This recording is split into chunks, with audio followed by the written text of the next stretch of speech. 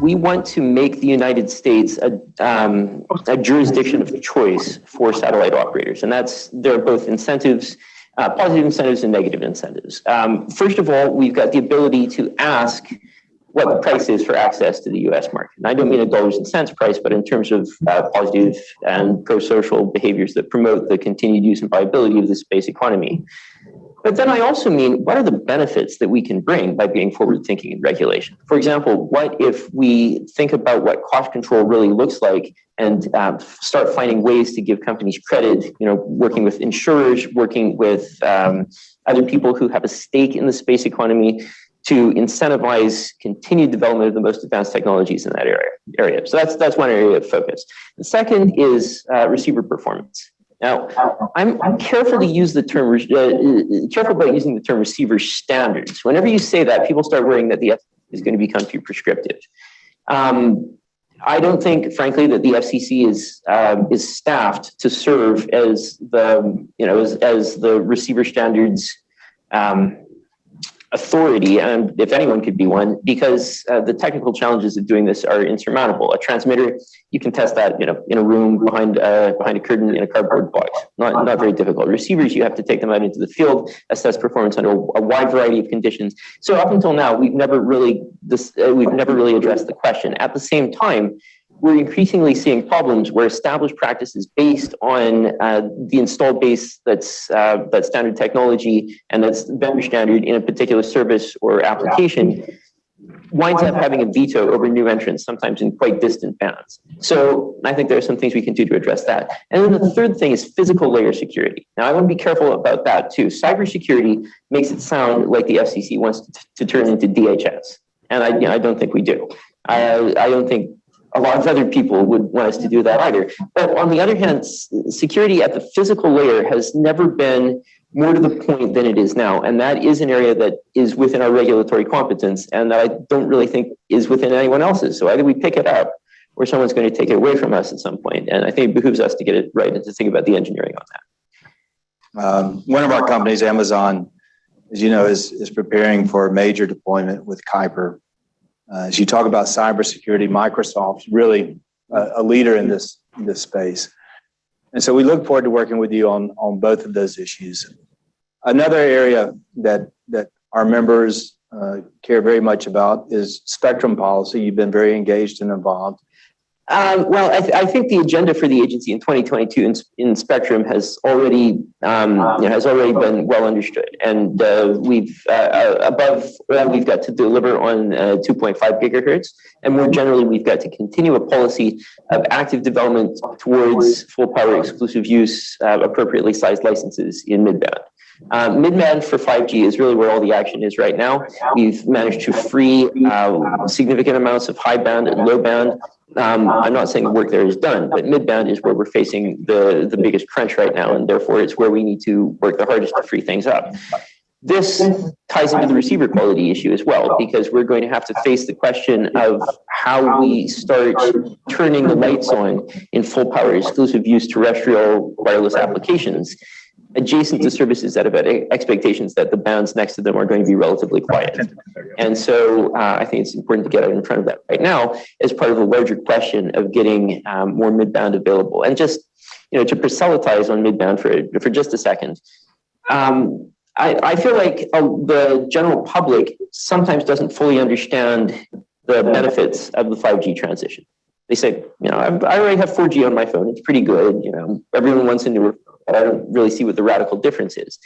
I would say there are two factors to that. First of all, with the full power of 4G didn't really become apparent until an app ecosystem emerged for it.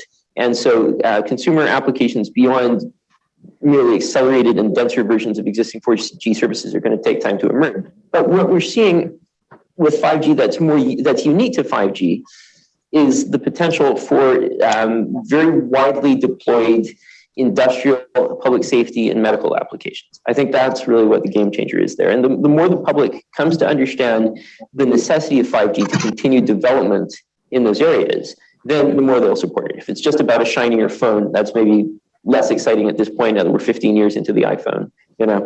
But as far as the associated technologies, potential for the potential, I might add, for following in the footsteps of the private networking approach that we've seen driven in some other countries. And that's providing a substrate for advanced software technologies like AI and machine learning to optimize production and maybe even have self-optimizing production in some cases, to automate the review of large volumes of medical records to distill non-obvious inferences from them. Things like this only become possible when you're operating at that kind of scale and efficiency. So if we want this to happen, we need the mid-band to happen, because that's how most Americans are going to truly experience transformative 5G and how we're going to have continued public buy it.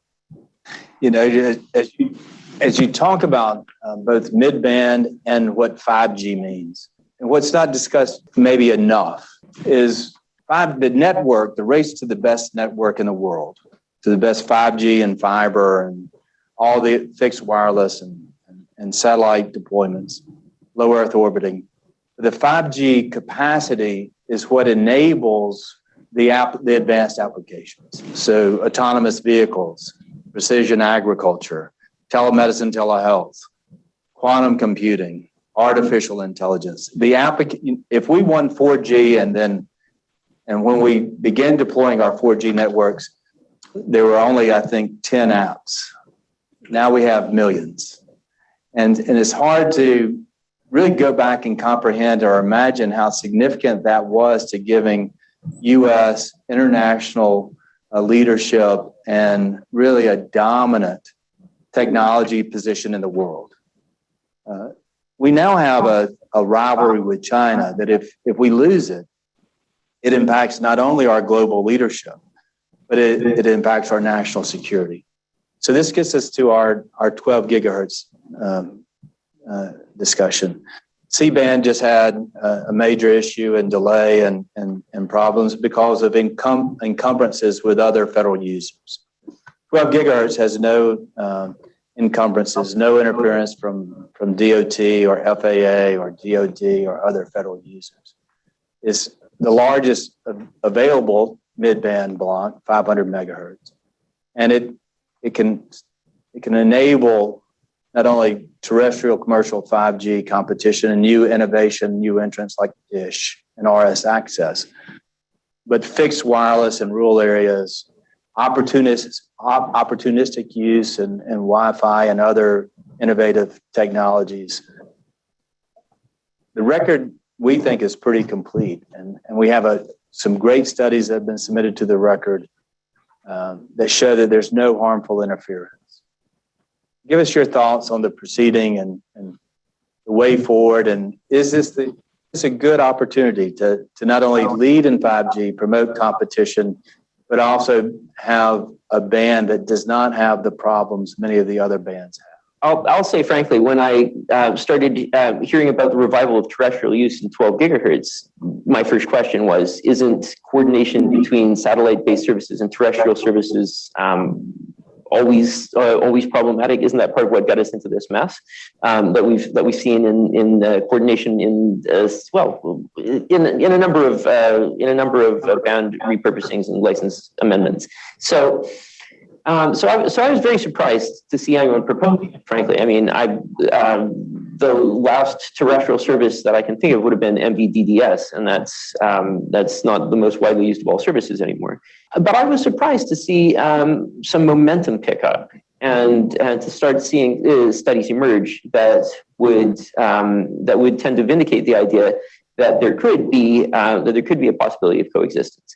This is a tough question because obviously satellite terrestrial coexistence has always been fraught before, and there are heavy expectations on a number of 12 gigahertz satellite incumbents, including in some cases as recipients of RDOF money. So I have to rely on the engineering record being, I guess, fully developed and a consensus emerging within the FCC before I could definitively sign on pro or con. But let's just stipulate for a second that the engineering assessment within the FCC does turn out to be favorable. At that point, I think there's significant potential. I mean, there are backhaul applications that I think people are thinking about a lot. Fixed wireless is one of these things where For a lot of people, it's outside the traditional conception of broadband, which is wired broadband. And yet, if we're looking at the capacities of present-day fixed wireless, it far exceeds what would have been considered the terrestrial standard, the terrestrial wired standard, maybe just a decade back, even 5 years back. If you look at the speeds that were being debated in connection, at the time of the Open Internet order, well, the speeds that we're now funding federally are an order of magnitude higher, and fixed wireless can in some circumstances make those speeds. And is likely to continue developing. So anything that increases diversity in the technology sector and that therefore undermines monopolies and better serves the public, that's encouraging. Anything that permits unencumbered use that doesn't require coordination with, for example, very sophisticated radars, which creates second order problems because you also don't want to coordinate with those radars in a way that indirectly provides information about them. You get yourself out of a big can of worms, as you say, by going into a relatively free band in this respect. So I'm going to review the engineering record with great interest and continue to talk within the commission about it. But if we can get over the line in this area, then the benefits are obviously would be very substantial. Well, we look forward to working with you and continuing our conversations. And we've enjoyed working with you from your first day till now on that issue. Talk a little bit, in this area of coordination. Do you have any recommendations to avoid the issues that we just saw in the C-band with FAA and the 5G deployments? How do we have a better interagency communication coordination effort? So I'm actually going to push that over to the question of technical standards just for a second before I talk about behavior within the government. So, I don't know which one is more difficult, standards or behavior in the government. Sometimes standards of behavior in the government are the most difficult. So part of the difficulty is that if you look at current frequency allocations, they're by definition static. There's got to be a table of frequency allocations that everyone can rely on. And the problem is that incumbency tends to entrench those expectations at a time when our expectations across a wide variety of bands, certainly in mid-band, should be dynamic. And so there's the question always of when an agency behaves a certain way, what constituency is it protecting? And how did that constituency come to be in a position needing protection? My own view is that there are very frequently just no incentives to improve your receiver performance. There are just no incentives to do it. With present allocations, your receivers are good, and with changes, you can rely on the political process, and you can assert that there's harmful interference. Now, of course, under the Communications Act standard, to show harmful interference, you in part have to point to device performance. But the question then becomes, which device? Why is the standard for that device at that level? Are standards incommensurable between superficially similar devices? Now, I can think of services that operate on some kind of an exceptional basis for physics and engineering reasons. GPS immediately comes to mind because you're talking about multiple raw bit streams and not merely packets. And you need extremely high accuracy because of the relativistic effects that you rely on in order to get precision in calculating locations. But on the other hand, there are many services where a receiver is simply the industry standard because it's always been the industry standard and because it was expected that the TFA would stay static.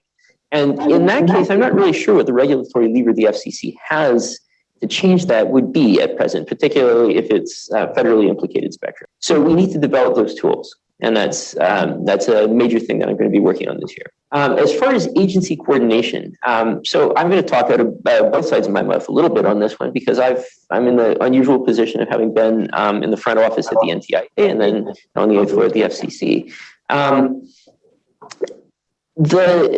The federal interests in spectrum are fundamentally different from commercial interests in that there's very often a mission-driven component to them that is just distinct from a commercial interest. And getting getting people to speak a common language can often be difficult. I mean, we've seen cases where the FCC said there was no harmful interference under our statute, and a federal agency comes back the next day and says there absolutely is harmful interference under the engineering standard to which we believe we're accountable in order to meet the obligations that we have under our statute. And so if people aren't talking a common language, then things will get resolved. I'm all for improvements in agency process and renewed MOUs and some approaches that have been proposed to allow to have Congress give the power, I should say, to the FCC to enforce greater decision finality in some cases. But ultimately, I think we'll get to a better place if we get to common standards for harmful interference before the fact. And then we're able to implement levers on those standards before the fact, before there's a confrontation. Because if we don't do that, we're going to wind up seeing incommensurable dual studies where each entity that commissions a study that halfway supports its position will take it back to its constituency and say, we have a study, it says the opposite of what the FCC says. It reminds me, a little bit of litigation. You've got dueling experts. How's the jury supposed to decide? In this case, the jury, Congress, and the American public. Without becoming professional spectrum engineers themselves, how are they supposed to decide? And the answer should be that the FCC has the final say and everyone else trusts us. I think the way to build the soft power to get there, in part, is to get everyone on the same page about what constitutes harmful interference, how we measure it, what standards both sides would accept. Get to what they call in science an adversarial collaboration, where you begin from a position of disagreement, but then work towards agreement on as many points as possible. Again, I think there's significant potential for an overall decrease in tension in the harmful interference assessment process if we consciously develop these tools now. It does give me a sense that you're uniquely positioned, having worked at NTIA and at the FCC, to help bridge the language divide, a common language, a common mission, common standards and principle. And so we need your leadership on that area because it is very, very critical to have the ability to break through on these things because of the race to 5G and the national security implications, as well as international competitiveness, as well as closing the digital divide and getting connectivity to every American. And it seems arcane, and it seems very technical, and it seems very much of engineering, but as you laid it out, it just struck me as how important and significant that work is. So I wish you the very best and give you our members and our commitment to help in that.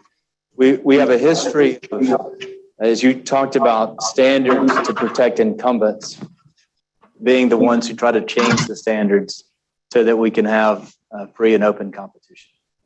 Which gets me to the last two questions. We have a major infusion of federal funding. The FCC is in charge of mapping before that funding can be delivered through the states to bring this new national commitment to reality, which is connectivity for every American at high speed, moving towards symmetrical to future-proofing. Give me your thoughts on the FCC's role and how this should be administered and executed, and anything that you can do in your role as commissioner. And then two, you have been very focused on the role of cybersecurity in our national well-being and security and economic growth. So talk about one, the federal funding, the FCC role, and then close on cybersecurity. With federal funding, the infusion of over $40 billion in the program being bootstrapped right now is unprecedented in size, and what's more, it's also unprecedented in its institutional commitments. Now, I love the NTIA, and I know that they're up to the job, but it's a big job, and we have to be realistic about what a demand is being placed on the agency. Consider they're going to have to deal with over 50 jurisdictions. I can imagine running a granting process for 50 jurisdictions without very, very significant thought at the state level about how to pitch, present, and prove that the proposal is good. So my own view right now is that every single state should be thinking really hard about developing the most coherent, detailed, geographically specific plan that they can. in order to put it before the NTIA and allow the NTIA to have a good interface with that state so that they can make a thorough assessment if the NTIA clears a state a day, it will take a whole year. So, when you put it in those terms, creating an easily accessed interface for the NTIA with the state's plans, it'll be easier the more detailed the plans are. Fine, we don't need to drill down into the model of the individual router in the particular hospital, but the more detailed they are as to the infrastructure plans that they'll be implementing, the easier it will be for the NTIA to assess what they're doing. Of course, the NTIA has a great record on grant making, and I'm not saying that they would not in time get through everything and do a great job on it, but at least at the time I was there, the NTIA was about 250 people, of whom 60 or 70 were the research lab staff out in Colorado.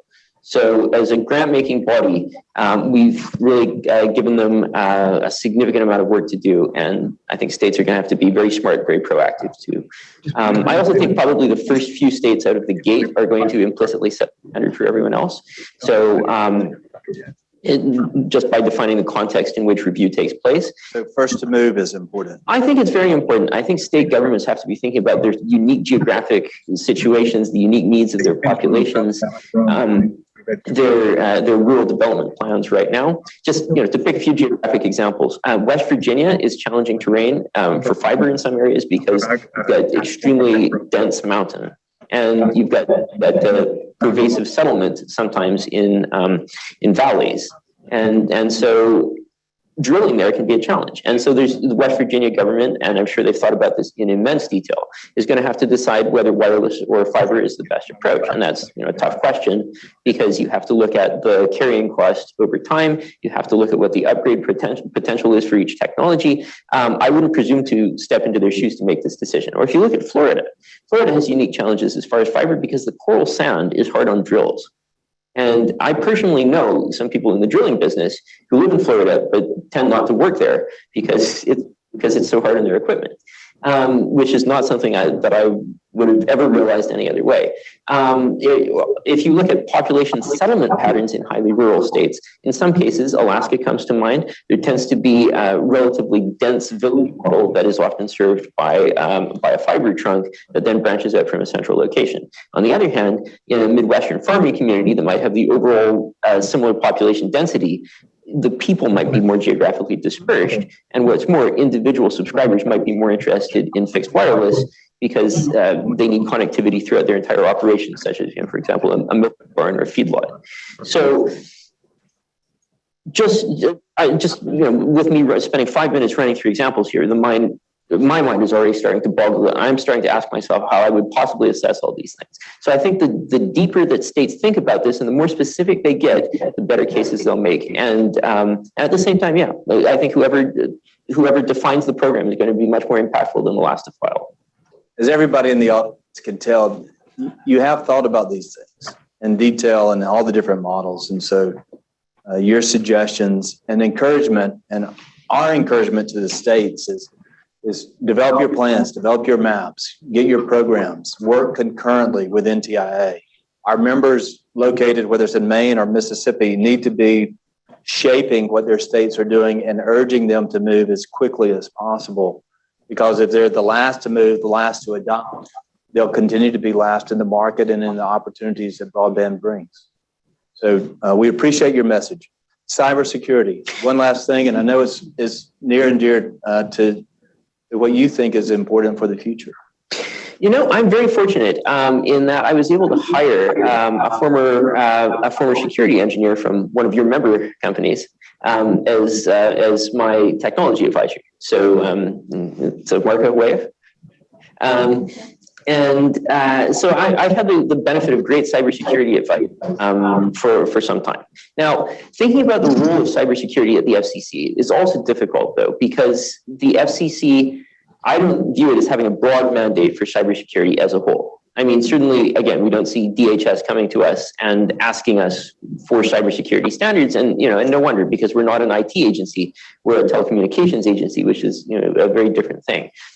However, That's not to say that none of what we do touches on cybersecurity. For one thing, we fund a lot of equipment, and it behooves us to talk about what the security standards should be for that equipment. But more generally, Huawei is an example. Huawei is an example. We fund equipment in schools, obviously. We fund a lot of equipment in various communities. And while Huawei and ZTE funding is an issue that came directly to us from Congress, and that we, of course, duly carry out, I think there's also deeper thinking that we can do on this issue, because I'm not sure that the national provenance of a device is sufficient. Devices are interconnected. You might have a device that is fully safe throughout its entire supply chain, and that's been manufactured entirely onshore. I don't know that there are that many, but let's stipulate that there are. That device is still going to be on a network that is subject to attack, in some cases by very unexpected sources. I've spoken to a professor at Virginia Tech who told me that he has his students build Stingray capable equipment out of off-the-shelf parts that you can buy for under $100. I've spoken to people who've made me aware of some of the extremely high quality pineapples for sale on Amazon.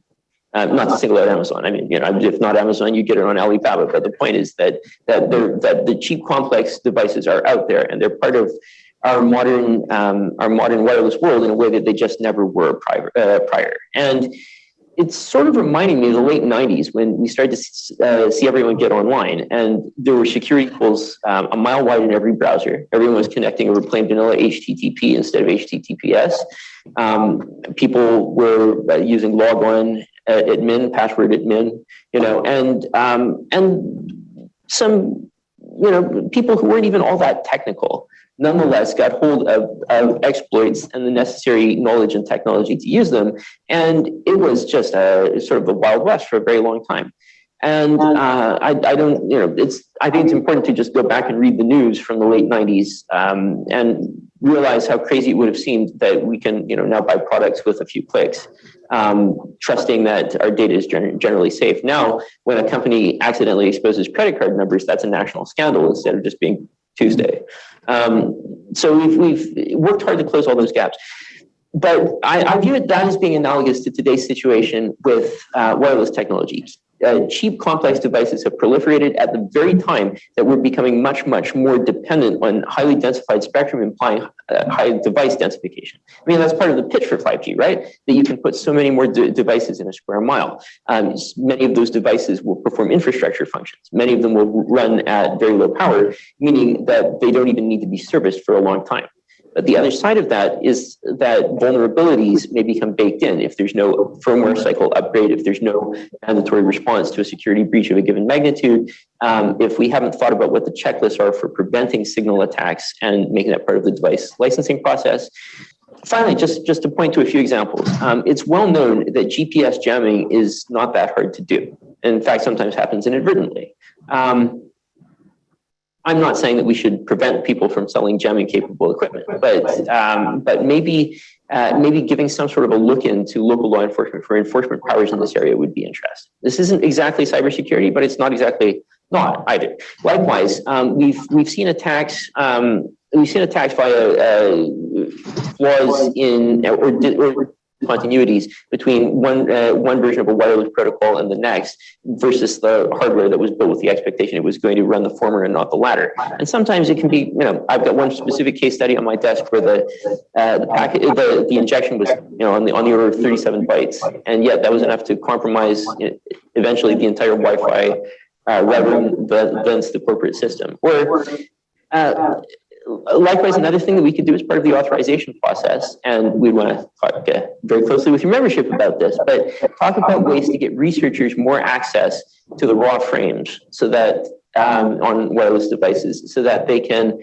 start performing their own security audits, and we don't effectively have the security audits taking place at the level of cyber criminals and state actors.